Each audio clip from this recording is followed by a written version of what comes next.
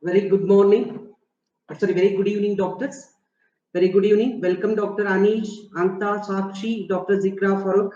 So now, today's topic is approach to fibroid. Okay. So now listen here.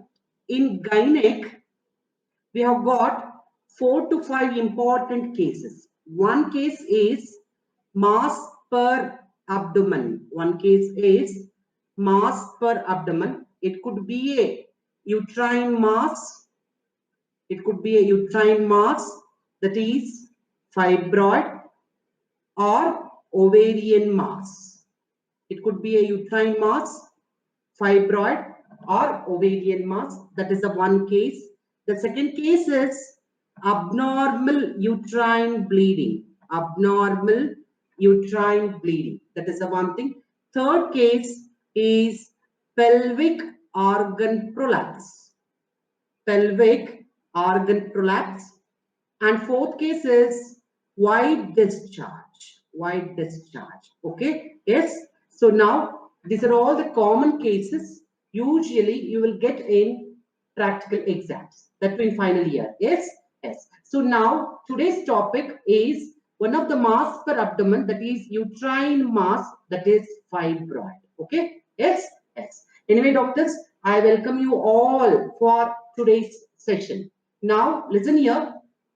So I'm going to tell you only the practical aspects, not the theory aspects. Okay, please, theory aspects, please read any of the textbooks. So now, if you get a case of fibroid, what symptoms you should elicit from the patient, what menstrual history, what obstetric history, what past history, what abdominal examination findings, what gynec examination findings. I'm going to teach in this class. Okay, so now I want everyone to have a keep one notebook by the side and keep on writing what I will be writing. Yes, yes. Okay, first. So first, fibroid mass. Now listen here. In this fibroid, age is most important. Why? Because this fibroid can appear in reproductive age group. Yes, that is the one, and even in perimenopausal age group. Yes, yes. So doctors, in the patient details, please concentrate on age of the patient. One, reproductive age group and perimenopausal age group. Second point, regarding the parity. Doctor, regarding the parity, always nulliparous women, please make a note of it.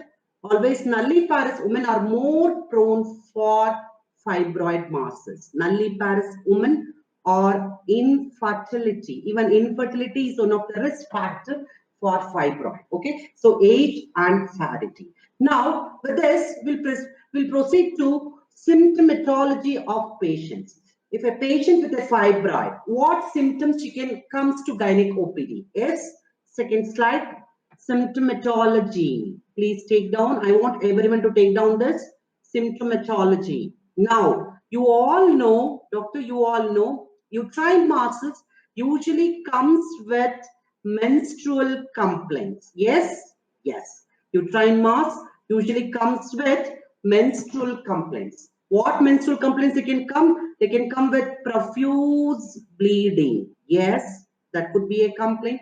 Or they can come with pain during menstruation. Yes, that could be a complaint. Or they can come with frequent periods. Frequent periods. Or they can come with intermenstrual bleeding. Please make a list of it. So you should ask the patient the following menstrual complaints. Yes, yes. So profuse bleeding is menorrhagia. Profuse bleeding is what it is, menorrhagia. Pain during menstruation, you all know it is dysmenorrhea. Dysmenorrhea. Then frequent periods, it is polymenorrhea. Frequent periods, it is polymenorrhea. Intermenstrual bleeding, it is metrorrhagia. Metrorrhagia. Okay. Now listen here, doctors. Listen here. Whenever a patient presents with mass per abdomen to the gynec OPD, First thing we will think, either it could be a uterine mass or either it could be a what? Ovarian mass. Yes, understood? Whenever a patient comes with history of mass per abdomen to the gynec APD, either it could be a uterine mass or either it could be a what? Ovarian mass. Now listen here. Now listen here. Now, if it how with history itself, I'm telling you how with history itself we can differentiate. We can differentiate. This is uterine mass. This is ovarian mass. Now I'm not going for examination findings. I'm telling how with history by patient words itself we can differentiate. Somewhat we can approach the diagnosis. So now uterine mass, either it could be commonly fibroid or adenomyosis, you know. Now listen here. Now listen here. In uterine mass, patients usually have menstrual complaints. Please make a note of it. Patients usually have menstrual complaints are common in uterine mass. In ovarian mass, menstrual complaints are uncommon. Menstrual complaints are uncommon unless if it is hormone producing ovarian tumor, unless if it is hormone producing ovarian tumor, that is sex cord stromal ovarian tumor, that is granulosa cell tumor. So hormone producing ovarian tumor, what is the tumor? That is granulosa cell tumor. Yes, yes. So now with history, one, menstrual complaints are common with uterine mass and menstrual complaints are uncommon with ovarian mass. Second one, if it is a case of ovarian tumor, they will usually have loss of appetite. They usually have loss of appetite, loss of weight, emetemesis,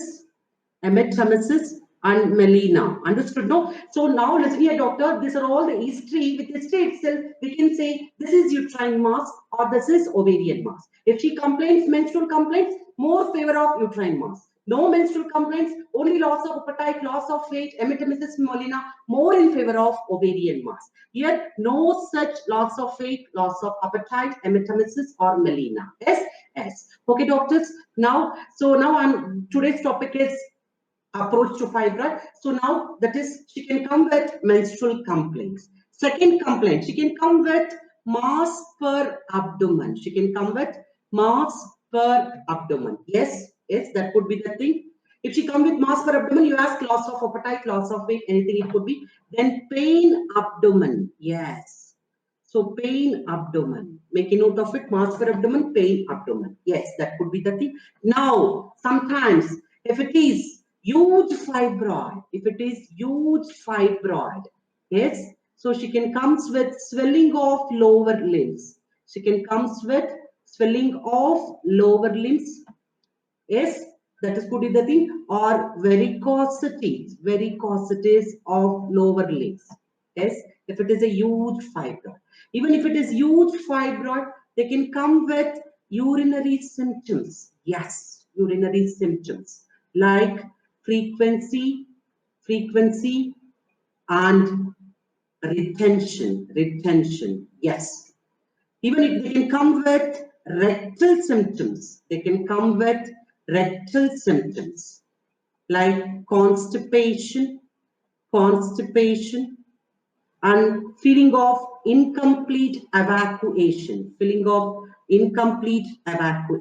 Yes, yes. And so, one menstrual complaint, mass per abdomen, pain abdomen, and if it is a huge fibroid, please make a note of it. If it is a huge fibroid, they can come with swelling of lower limbs, that is edema, or even varicosities. Even if it is huge fibroid, like anterior and cervical fibroid, they can come with frequency and retention of urine. Even if it is large posterior cervical fibroid,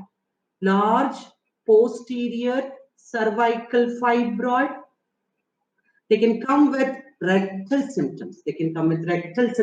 Like constipation, incomplete evacuation. Yes, yes. Now, next, what are other symptoms? They can come with features of anemia. They can come with features of anemia due to menorrhagia, like what? Easy fatigability. Should ask from the patient. Easy fatigability. Yes, palpitation, breathlessness. So these are all the symptoms suggestive of anemia due to menorrhagia. Now, sometimes if there is any degenerated cervical fibroid or if there is any fibroid polyp, they can come with vaginal discharge.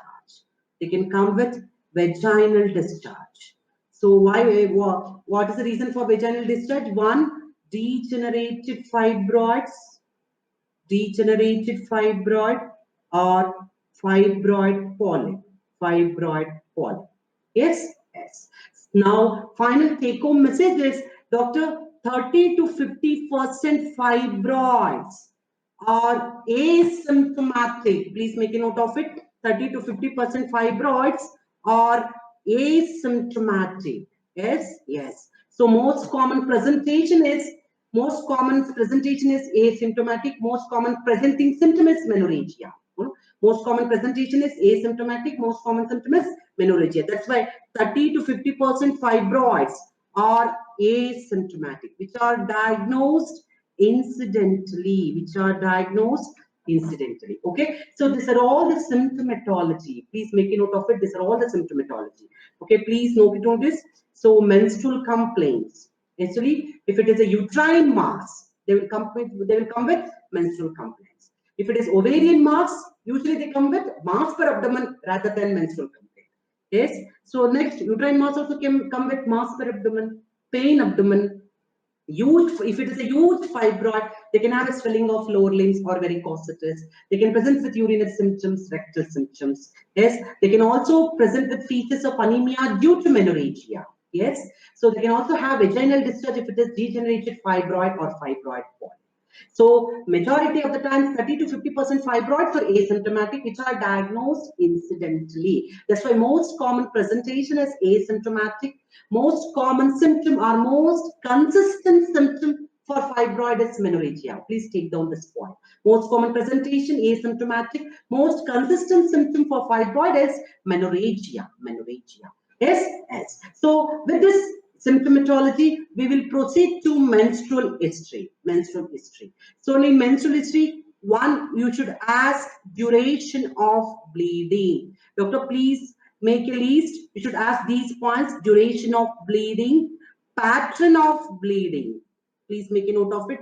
Duration of bleeding, pattern of bleeding, amount of bleeding, then whether passage of clots, and whether dysmenorrhea is present, So duration of bleeding means, so number of days of bleeding. Before duration of bleeding, please ask cycle length, most important. Ask cycle length is most important. So as for cycle length, duration of bleeding means number of days of bleeding. Then pattern of bleeding means either it is regular or irregular. Means every 21 days or every 28 days or every 35 days or irregular. You should ask. So every 28 days or every 21 days or every 35 days. And amount of bleeding, so you should ask how many pads she will changes per day. Yes, yes. And history of passage of clots and history of dysmenorrhea. Why history of dysmenorrhea? Dysmenorrhea means always, so ovulatory cycles are painful. Yes. And always never forget, doctor, never forget to ask last menstrual period in menstrual history. Yes. So many of the students forget to ask last menstrual history. Why last menstrual period is most important in menstrual history is to rule out pregnancy related causes. And so sometimes we will miss pregnancy related causes, pregnancy related bleeding for AUP. Yes, yes. Please always never forget to ask last menstrual period in menstrual history to rule out pregnancy related bleeding. Please make a note of it. Yes.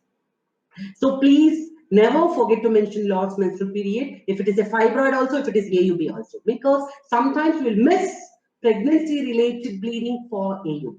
AUB. Yes, yes. So next, and in menstrual history, please ask for any history of intermenstrual bleeding. As for history of any intermenstrual bleeding or post-coital bleeding, intermenstrual bleeding or post-coital bleeding. Yes, yes. This is about menstrual history. Now comes to the some people. Sometimes you can mention married life in the menstrual history, no issues. Marital life or married life in the menstrual history, no issues. Now, after menstrual history, in gynec case, you should ask for obstetric history. Obstetric history. Doctor, in obstetric history, please ask for any history of abortion. Yes, or any history of preterm labor, that is the one thing, and any history of contraception. Yeah, this is most important. Any history of abortion, preterm labor, history of contraception, So this is about obstetric history. Then come for past history.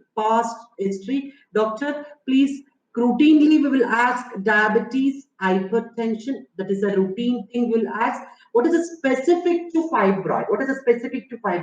History of tuberculosis and PID to rule out tubo-ovarian mass, TO mass. Please make a note of it. In the past history, please routinely we are asking diabetes and hypertension. But specific to fibroid, please ask for history of tuberculosis or history of pelvic inflammatory disease to rule out tubo-ovarian mass. And any history of surgery for fibroid. Any history of surgery for fibroid. What surgery? Some myomectomy or some myolysis. So myomectomy or myolysis. Please make a note of it. Myomectomy or myolysis, either by laparoscopy or laparotomy. Myomectomy or myolysis, either by laparoscopy or laparotomy, the surgery should be asked. Okay, these are all the past history. Please make a note of it. These are all the past history. History of tuberculosis and PID to rule out tubo-ovarian mass, and history of any surgery for fibroids like myomectomy, myolysis via laparoscopy or laparotomy. So these are all the history to be asked in past history.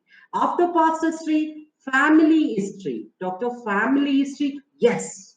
Doctor, most important, family history is most important, especially fibroid in siblings and mother. Please make a note of it. Especially fibroid in siblings and mother is most important.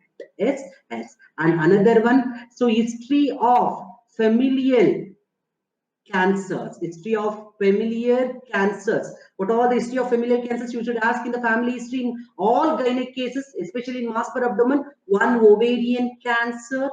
Please make a note of it. Breast cancer. Yes. Endometrial cancer and colon cancer. Now, my question is, why? What is the importance of asking these familial cancers in a family history? If you get mass per abdomen, either it could be a uterine mass or either it could be a ovarian mass. What is the importance of asking familial cancer? Listen here, doctor. If familial cancer history, please make a note of it. If familial cancer history is present, always carry out prophylactic oophorectomy along with hysterectomy. Understood? No? Prophylactic oophorectomy along with hysterectomy. Yes, yes. So please, dear doctors, never forget to ask history of familial cancers in a case of mass per abdomen. Either it could be a uterine mass or either it could be a ovarian mass. Why? If such history is present, listen here, if such history is present, prophylactic oophorectomy can be done along with hysterectomy. Now listen here, there was a concept, doctor, that if the woman is more than 50 years, we used to do prophylactic oophorectomy. Yes, yes, you all know that. If the woman is more than 50 years, we used to do prophylactic oophorectomy. Now, present evidence. So the new current evidence says that, please take down, current evidence says that even after, please make a note of it, even after 50 years, even after 50 years, ovaries are protective, ovaries are protective to prevent, ovaries are protective to prevent cardiovascular disease. You got the point? So previously, listen here, we have a concept that if the woman is more than 50 years, we used to do prophylactic oophorectomy. Now, current evidence says that even after 50 years, ovaries are protective to prevent cardiovascular disease. Yes. Now, you can ask, sir, in what all conditions we can do prophylactic oophorectomy? Is when familial ovarian cancers or familial cancers are present. Yes. Or any tubo-ovarian mass present. So you can do prophylactic oophorectomy. Yes. Please make change universal. What is the indication for prophylactic oophorectomy? One, either familial cancers present in the family history. What familial cancers? I told you, ovarian cancer, breast cancer, endometrial cancer, colon cancer. If these cancers are present in the families, go for prophylactic oophorectomy. And never consider age to do prophylactic oophorectomy, because even after 50 years also, ovaries are more protective for preventing the cardiovascular disease. Yes, yes. So this is about family history. And personal history, nothing significant. Personal history, nothing significant. You ask routinely, bowel, bladder, sleep, everything you ask routinely. Now come for examination findings. Now come for examination findings. Now in general physical examination, please always comment on pallor. Why pallor? Because due to menorrhagia. Why pallor? Due to menorrhagia. Yes. Yes.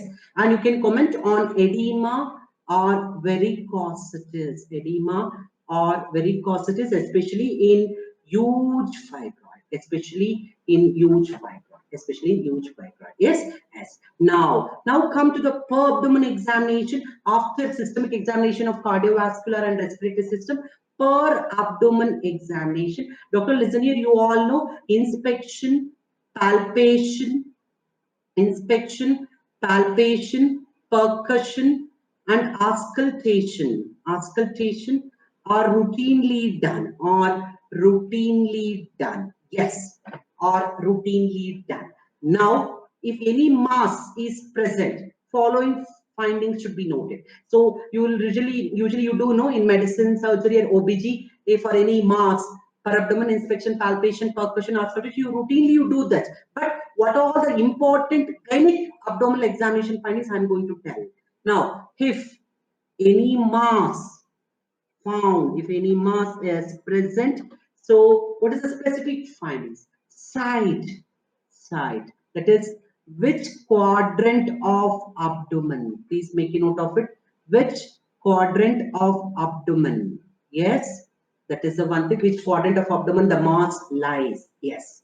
Now, size. Doctor, this is most important. If it is midline swelling, please make a note of it. If it is midline swelling, like uterine masses, please make a note of it. If it is midline swelling, like uterine masses, always comment size in terms of weeks of pregnant uterus. It is 12-week size, 16-week size. If it is a midline swelling, means uterine masses should always be commented in terms of what? Weeks of pregnant uterus. Yes, yes. Please, if it is midline swelling, especially uterine masses are midline, and comment in weeks of pregnant uterus. Now, if the mass is present in one of the sides, if mass is present in one of the sides, always comment like centimeters. If mass, please make a note of it. If mass is present in one of the sides, if mass is present in one of the sides, always comment in terms of centimeters. Yes, yes. Please, I am telling you, listen here. So if it is a midline swelling, majority of the time it will be a uterine swelling. Always comment in terms of weeks of pregnant uterus. Please make a note of it. Always comment in terms of weeks of pregnant uterus. Never forget this. If the mass is in one of the side, if the mass is in one of the side, it could be a ovarian mass. Always size is comment in terms of centimeters. Size is comment in terms of what? Centimeters. This is about size. Yes, yes. Comment on consistency. Please make a note of it. Comment on consistency. Doctor, usually firm in consistency, that is usually uterine masses, and variable in consistency, that is especially ovarian masses, yes, as consistency. Then mobility, please make a note of it. Mobility, doctor, only horizontal mobility, usually fibroid. So mobile in all directions, means horizontal and vertical mobility both present, it is ovarian mass, Please make a note of it, mobility, yes. Next, lower border, please, this is the most important, not felt in fibroid, please make a note of it. Lower border not felt in fibroid, yes, yes. So then tenderness, yes.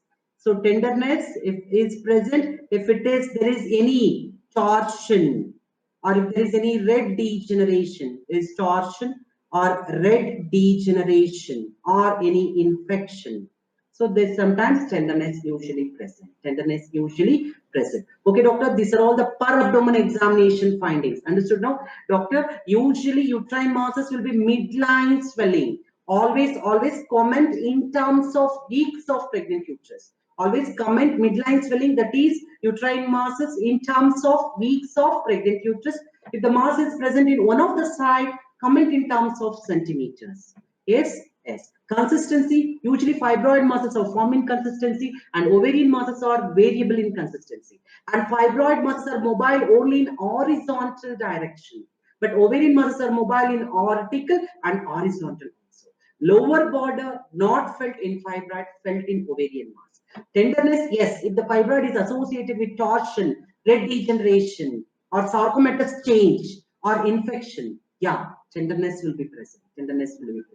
Yes, yes. So now look into this, doctor. If you divide, these are the 6 quadrants of abdomen, and this is a xiphisternum. Yeah. So now listen here. So this is the ribs. Now look into this. If it is midline swelling, please see. If it is midline swelling, so always comment, doctor, always comment in terms of what? Always comment in terms of weeks of pregnant uterus.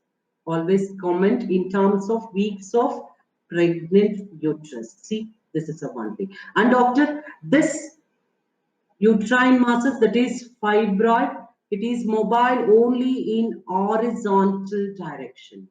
Mobile only in horizontal direction. Yes, yes. This is midline swelling. And if it is midline swelling, yes, it is mobile in horizontal direction. Yes. Yes, that is a one thing. And consistency will be firm in consistency. Yes. And now listen here. When you try to feel the lower border, because fibroid is originating from the uterus. Uterus is a pelvic organ. We can't insinuate the fingers inside the pelvis. That's why lower border is not felt. So if the fingers are trying to insinuate, we can't insinuate fingers inside the pelvis because the fibroid is arising from the uterus. That's why lower border is not felt. That is a definding of uterine masses compared to ovarian masses. Yes, yes. So in the same way, if the mass is in one of the sides, like this. So if the mass is in one of the sides, like ovarian mass, the mass is in one of the sides, like ovarian mass. So it is mobile, doctor, it is mobile in horizontal direction and it is also mobile in vertical direction. Vertical direction also mobile, horizontal direction also mobile. Yes, yes. And it should always comment the size of the ovarian mass. Listen here, always comment the size of the ovarian mass in terms of centimeters. In terms of what? Centimeters. In terms of centimeters. Yes, yes. So now this is about per abdomen examination findings. Yes. So one, listen here, doctor. Once again, I'll be telling one, you should comment on the site of the mass, whether it is midline or whether it is towards one of the side. Understood? Please come and tell you whether it is a midline mass or it is the mass is in one of the sides. If it is midline mass, listen here, if it is a midline mass, please, majority of the times it will be a uterine mass. Always comment the size in relation to weeks of pregnant uterus. In relation to what? Weeks of pregnant uterus. If the mass is one of the sides, always comment the size of the mass in terms of centimeters. In terms of centimeters. Understood? Yes. Now come to the gynec examination. This is about the per-abdomen examination. Now come to the gynec examination. Now listen here, doctor. Now listen here. In gynec examination, undergraduates are not allowed to do per speculum and bimanual examination. But the theoretical aspects should be known by you. But the theoretical aspects should be known by you all. Yes. So in gynec examination, first local examination should be done, and per speculum examination and bimanual examination. Please make a note of it. These are the three performers available for doing gynec examination. I am telling you, doctor, undergraduates are not allowed to do any per speculum or bimanual examination in the practical exams. So, but the theoretical aspect you have to do. So, the gynec examination can be done in local examination, per speculum examination, and bimanual examination. Yes, yes. So, sometimes this local examination, fibroid polyp can be visible at the vulval outlet. Vulval outlet also sometimes the fibroid polyp visible, or even per speculum examination, we can see the fibroid polyp. We can see the fibroid polyp protruding through the os or from the os. Fibroid polyp protruding through the os or from the os. Now, doctor, what are all the bimanual examination findings that is most important? Now, I want everyone to take down these points and I'll be explaining with very line diagram. I want everyone to take down these points on bimanual examination. Listen here, just listen here. So now, listen here. Now look into this diagram. Now look into this diagram. So this is the uterus. Doctor, this is the uterus. Yes, this is a uterus. And this is one mass arising from. That is, it could be a uterine mass. That could be a fibroid. Yes, yes. Now, this is ovarian mass. There's a mass in the fornix, adnexal mass. So this is ovarian mass. Yes, yes. Ovarian mass. Now, bimanual examination means, listen here, we have to put one hand in the vagina, another hand in the abdomen. So you have to assess the things. See, so bimanual means two hands. Bimanual. One hand in the vagina, another hand in the abdomen. So assess the things. What all you can assess. Now listen here. See, if you, this is one hand in the vagina, another hand in the abdomen. Now, by doing like this, one, we can assess position of cervix. Yes, position of cervix you comment. That is the one thing. Then size of uterus. Size of uterus. And whether it is fixed uterus or mobile uterus. Size of uterus. Yes, yes. Whether it is regularly enlarged, that is uniformly enlarged, or irregularly enlarged. You got the point? Whether it is uniformly enlarged or irregularly enlarged. That is, you should comment on the size of the uterus. And the uterus is mobile or fixed. Uniformly enlarged, mobile uterus. Or irregularly enlarged, fixed uterus. That is the one thing. Then, so size of the uterus. Then, whether uterus is felt separately from the mass. Listen here, in the fibroid masses, uterus not felt separately from the mass. You got the point? Whether, please comment on whether uterus is felt separately from the mass. Whether uterus is felt separately from the mass. You can look into this in uterine masses. Look into the image. In uterine masses, uterus is not felt. That is, in fibroid masses, uterus is not felt separately from the mass. Only in ovarian mass, uterus is felt separately from the mass. Yes, yes, that could be the thing. And fourth point, doctor, movement of mass, whether it's transmitted to cervix or not. Please make a note of it. Movement of mass is transmitted. Movement of mass is transmitted to cervix or not. And fifth one, please comment on groove sign. Fifth one, please comment on groove sign. Yes, yes. So look into this point. Doctor, in bimanual examination points, please comment on one position of the cervix. I want everyone to look into these points. One, you should always comment on the position of the cervix. Then size of the uterus, whether it is fixed uterus or mobile uterus, and whether uterus is felt separately from the mass, and whether movement of mass is transmitted to cervix or not, and whether groove sign is present or not. Yes, yes. Now listen here. I am going to explain these 5 points in a line diagram. Look into this. Doctor, listen here. So this is, doctor, listen here. This is the fibroid mass. See, this is fibroid mass. Okay, what it is? This is uterine mass. Nothing but what? Fibroid mass. Okay, yes. Now, common point here, doctor. In fibroid, there will be humpy, bumpy enlargement of uterus. That is, uterus is not uniformly enlarged. It is irregularly enlarged. That is variable enlargement of uterus. Yes, yes. Doctor, I'm telling you the points. Bimanual examination findings related to fibroid and related to ovarian with a line diagram. Please look into this. Variable enlargement of fibroid. Yes, there is no cutoff size for a particular fibroid. It can enlarge up to 32 weeks, 36 weeks, whatever it will be. Variable enlargement, that is irregular enlargement. Yes, irregular enlargement.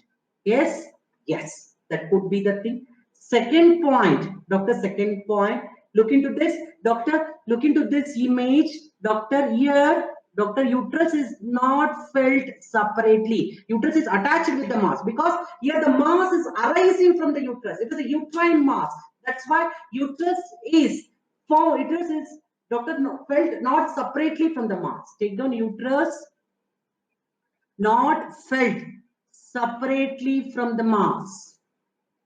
Uterus not felt separately from the mass.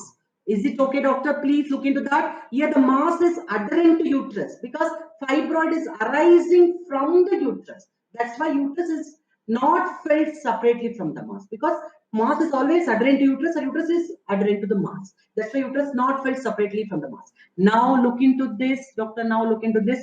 If you move the mass per abdomen, doctor, if you move the mass per abdomen, you keep the fingers in the vagina, bimanual examination, fingers in the vagina. If you move the mass, that is movement of mass is transmitted to the cervix. See, listen here, doctor, listen here. You move the mass, and keep fingers in the vagina. That movement of mass, look into that. That movement of mass is transmitted to the cervix because the mass is adherent to the uterus.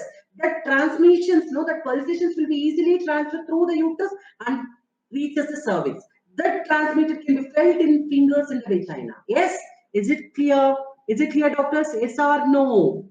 Is it clear? So movement of mass is transmitted to the cervix means if you move the mass per abdomen, doctor, listen, if you move the mass per abdomen, that movement sensation can be felt in the cervix by which are all the fingers in the vagina. Yes?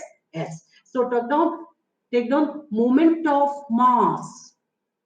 Doctor, movement of mass is transmitted to the cervix. Yes, look into the sensation. Look into this. Yes, see, these are the transmitted sensation, which is felt in the fingers in the vagina. Yes, so movement of mass is transmitted to the cervix. Movement of mass is transmitted to the cervix. Yes, yes.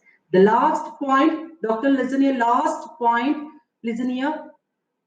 No groove sign. Doctor, groove sign is absent. Groove sign is absent. Please make a note of groove sign is absent. Yes, yes. I will explain what is this groove sign in the next line diagram. Is it clear? Doctor, in uterine mass, especially in fibroid, doctor, in uterine mass, especially in fibroid, there will be variable enlargement of the fibroid. There is no particular cutoff size for fibroid. So it could be irregularly enlarged or variable enlargement of the fibroid. That is the first point. Then in fibroid, uterus is not felt separately from the mass because fibroid is arising from the uterus. Fibroid is arising from the uterus. That's why uterus is not felt separately from the mass. And when you move the mass per abdomen, that movement can be felt by fingers in the vagina by palpating the cervix. And groove sign is absent. Groove sign is absent. Okay. Now you take ovarian mass. We will take ovarian mass. Now look into the diagram, doctor. Look into the diagram. This is the uterine mass. This is the uterine, sorry, this is the uterus. Now, this is the ovarian mass. Yes. See, look into this. This is the ovarian mass. Now, listen here, doctor.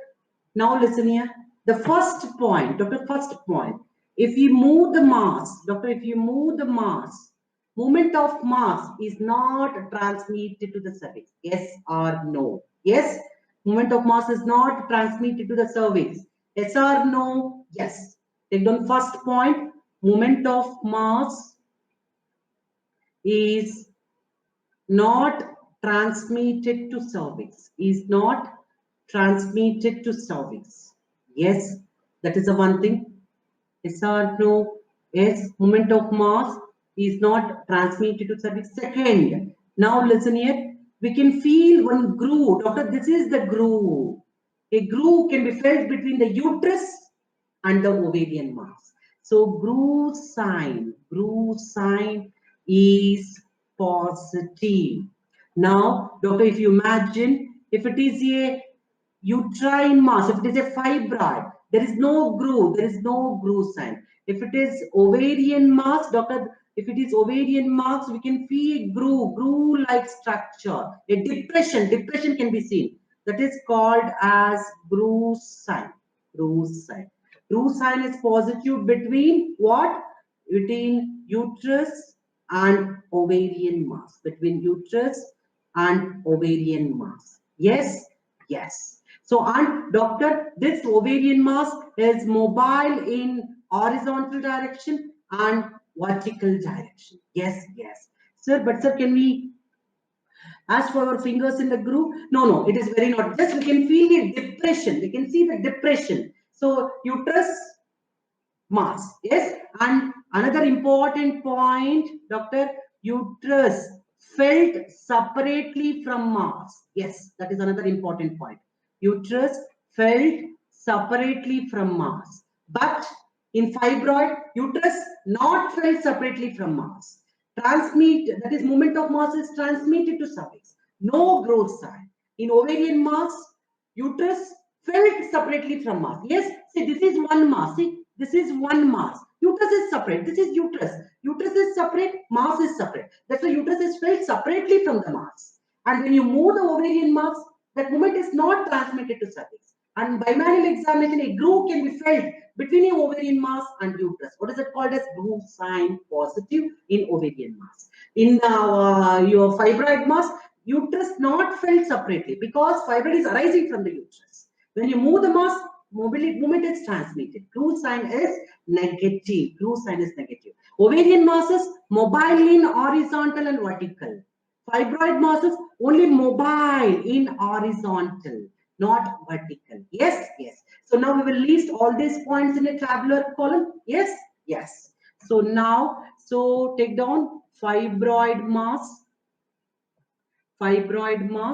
then ovarian mass. Yes, yes. Now listen here. This fibroid mass, age.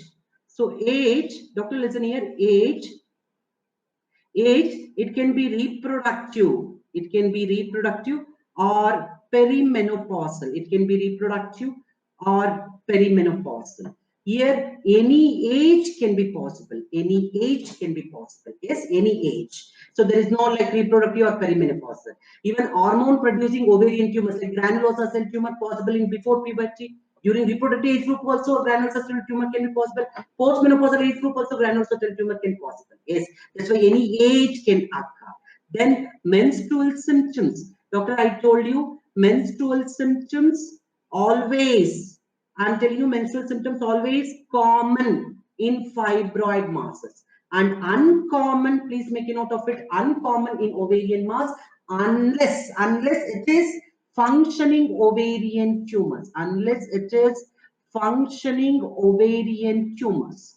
Unless it is functioning ovarian tumors. What is a functioning ovarian tumor? That is hormone producing ovarian tumor. What do you call it as hormone producing ovarian tumor? They are called as sex cord stromal tumors. What do you call it as hormone producing ovarian tumor? They are called as sex cord stromal tumors. Name some sex cord stromal tumor.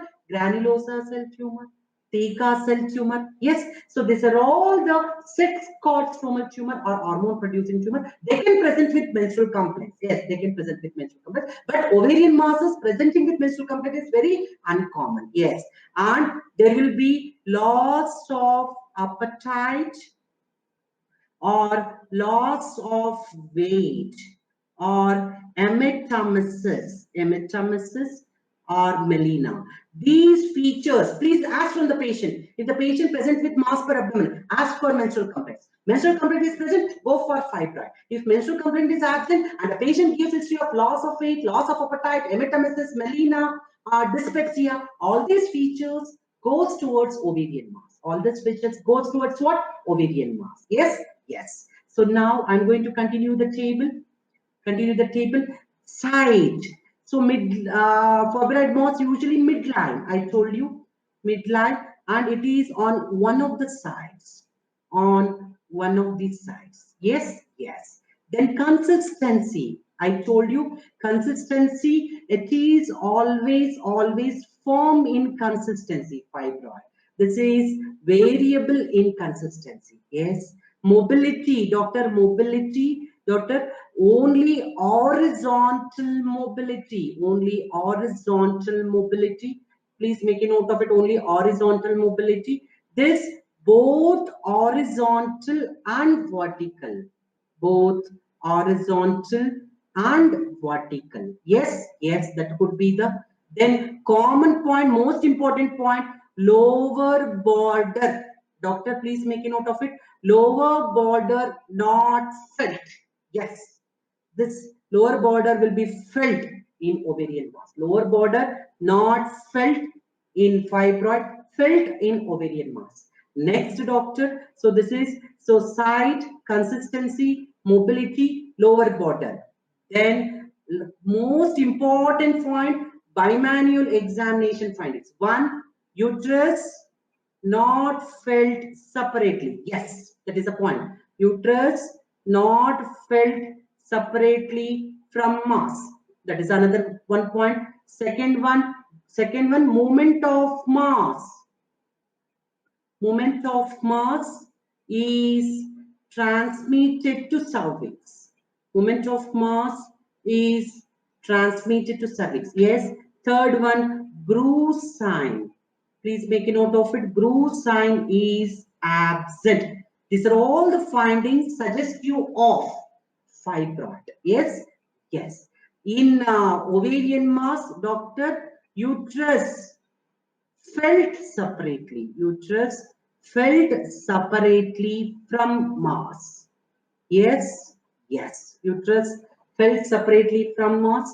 Third one, movement of mass is not transmitted. Movement of mass is not transmitted to cervix. That is second one. Third one, bruise sign is present.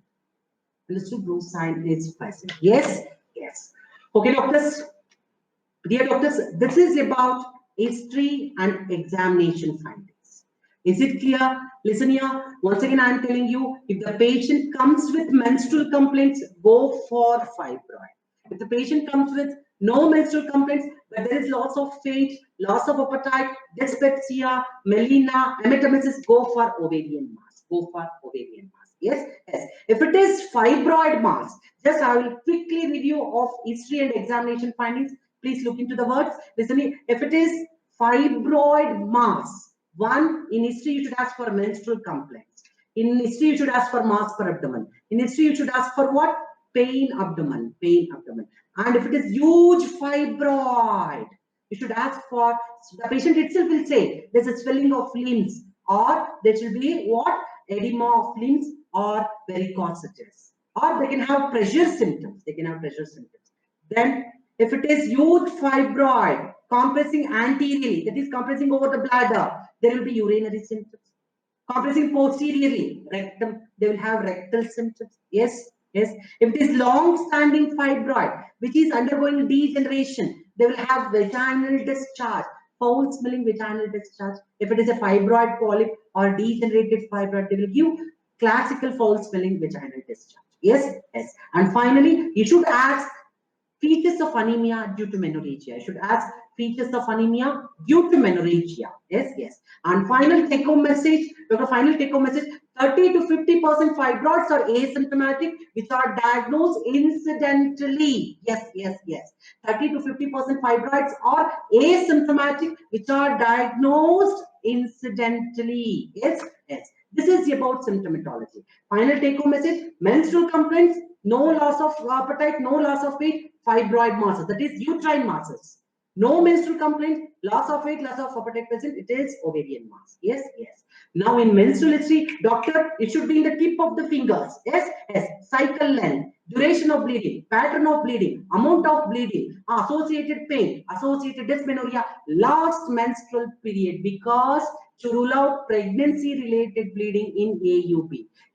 Especially majority of the students will miss last menstrual period in menstrual history. Please, please, please, never ever forget to ask last menstrual period in AUB case or fibroid case, whatever it may be. Even if it is ovarian mass also, never forget to ask last menstrual period. Yes, yes. So once again, I will be telling the tips of menstrual history: cycle length, duration of bleeding, pattern of bleeding, amount of bleeding, associated pain, associated dysmenorrhea. Yes, yes. So duration of bleeding means number of days of bleeding. How many days she will bleed in a month? Understood? Pattern of bleeding. Whether she will bleed every 28 days, whether she will bleed every 21 days, whether she will bleed every 35 days, whether she will bleed irregularly. So regular or irregular. That is the pattern. Regular or irregular. Amount of bleeding, how many pads will changes per day. Yes, yes. Associated pain, associated passage of class, and last menstrual period. And history of intermenstrual bleeding and postpartum bleeding should be asked in menstrual history. In obstetric history, nothing significant. And next, come for past history, doctor. Especially in past history, routinely we will ask diabetes and hypertension. Especially related to fibroid, go for tuberculosis. Why? Tuberculosis and PID is a risk factor for tubo-ovarian mass. Tubo-ovarian mass. Yes, yes. Doctor, family history. Family history. Yes, yes, yes. Fibroids can run in the families. Yes, there's a genetic factor. Doctor, there's a genetic factor associated with the fibroid. That is chromosome number 7 and chromosome number 12. This is a neat PC 21 point. And so, yes, genetic factor. Yes, fibroid has got strong family association or genetic association, especially two chromosomes, chromosome number 7 and chromosome number 12. Yes, that is the one thing. You should ask for any fibroid in the siblings or any fibroid in the mother. And routinely, in all gynec cases, you should ask for familial cancers. I'm telling you, routinely in all gynec cases, ask for familial cancers. For what? Ovary, that is ovarian cancer, breast cancer, colon cancer, endometrial cancer. Because why? If familial cancers are present, please, please, please do routinely prophylactic oophorectomy along with hysterectomy. Understood? Do routinely prophylactic hysterectomy along with prophylactic oophorectomy along with hysterectomy. That's why we should ask history of familial cancers. Yes, yes. And once again, I'm telling you, recently you have got one knowledge. If the woman is over 50 years, do prophylactic oophorectomy. Now the concept is not there, because even after 50 years also, ovaries are so protective in preventing cardiovascular disease. Once again, I am repeating, doctor. Once again, I am repeating. So over 50 years, we used to do prophylactic oophorectomy. Now the concept is not there, because even after 50 years, ovaries are so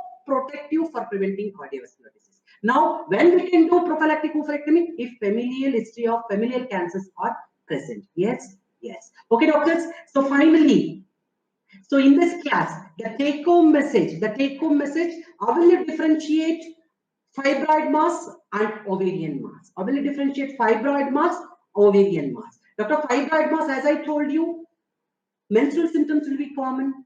No loss of weight, no loss of appetite. Ovarian mass, menstrual complaints are uncommon unless it is hormone producing ovarian tumor. And there will be loss of weight, loss of appetite, erythemesis, melena, dyspepsia. Yes. Now, per abdomen examination findings. Dr. Fibroid mass will be midline. Ovarian mass will be towards one of the sides. Yes. Then consistency will be form in consistency fibroid, variable in consistency ovarian. Yes, yes. Fibroid mass mobile in horizontal direction. Fibroid mass mobile in horizontal direction. Ovarian mass mobile in horizontal also, mobile in vertical also. Yes, yes. Now, lower border. When you feel for a lower border, we can't feel the lower border in fibroid because the fibroid is originating from the uterus.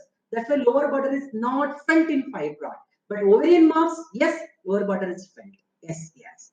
The three common bimanual examination findings in fibroid: uterus not felt separately from mass, movement of mass is transmitted to cervix, groove sign is absent. Uterus not felt separately from mass, movement of mass is transmitted to cervix, groove sign is absent. Come to ovarian mass. Uterus felt separately from mass. Then movement of mass is not transmitted to cervix, and groove sign is present on bimanual examination. Yes, this is about history. Now listen here, doctor. In the exam, the examiner will ask, summarize the history and examination, or you give the diagnosis. See, if she asks summary, you summarize the history. How you will summarize the history? Tell the name of the patient, age of the patient, parity of the patient, and chief complaints and duration of the complaints. Listen here. Tell the name of the patient, age of the patient, parity of the patient, chief complaints, duration of complaints. Then mention any relevant past history, general physical examination findings, and abdominal examination findings. Only relevant past history, physical examination findings, abdominal examination findings, and local examination findings. Because you are not allowed to tell bimanual examination findings in the exam, because you are not allowed to do the bimanual examination findings. Yes, yes. So summary means age of the name of the patient, parity score. Yes, parity score, chief complaints, duration of the chief complaints. Relevant past history, relevant general physical examination findings, relevant abdominal examination, and local examination. Yes, yes. Diagnosis, just age, parity, chief complaints, and any positive abdominal examination findings. Yes. Now, just I will summarize. Just one example I will give. Mr. X, 41-year-old, nulliparous. Listen here, Mr. X, 41-year-old, nulliparous, with chief complaints of menorrhagia and dysmenorrhea for 6 months. On examination, pallor is present, vitals are stable. Cardiovascular system and respiratory system are within normal limits. Abdomen examination shows mass arising from the pelvis of 12 to 14 weeks, because fibroid mass is midline swelling, which is described in terms of weeks of pregnant uterus. That's why just on abdomen examination, a mass arising from the pelvis of size 12 to 14 weeks, which is mobile in horizontal direction, form in consistency, lower border not felt. These are all the findings should be told in case summary, not in diagnosis. Case summary: Mrs. X, 41-year-old, nulliparous, with chief complaints of menorrhagia and dysmenorrhea for 6 months. On examination, pallor is present. Vitals are stable. Cardiovascular system and respiratory system are within normal limits. Per abdominal examination, mass arising the pelvis of size 12 to 14 weeks, which is mobile in horizontal, form in consistency, lower border not felt. Yes, suggestive of what? Fibroid. And what you will give the diagnosis, the examiner will ask, give the diagnosis. This is summary. This is summarize the history and examination finding. Give the diagnosis: Mr. X, 41-year-old, nulliparous, with history and examination findings, suggest you of fibroid mass. Or you give differential diagnosis. How will you substantiate? You can tell like this. So you give differential diagnosis for mass per abdomen, then you substantiate. And but diagnosis means only patient name, age, parity, chief complaints, and positive abdominal examination findings. Yes, yes. I think doctors, you're all happy with today's discussion. Yes, doctor, you're all happy. Please give thumb up before ending the session. I want everyone to give thumb up before ending the session. I want everyone to give the thumb up fast. Yes, yes, yes. Okay, doctors. So anyway, you're all happy. So never forget the take-home message. Uterine mass midline, described in terms of weeks of pregnant uterus. Form inconsistency, horizontal mobility, lower border not felt. Yes, and uterus not filled separately from mass. Movement of mass is transmitted to cervix. Groove sign absent. These are all the findings of fibroid mass. So these are all the take-home messages. Okay, doctors. Thank you, doctors. Next, we'll meet with another gynec case in the next week. Let you all know the date and timings. Yes, I think you're all happy, doctor. Please give your comment in my OBG Educator and Academy app. Okay. Yes, doctors. Thank you. Thank you. Thank you. Thank you, doctors. Yes.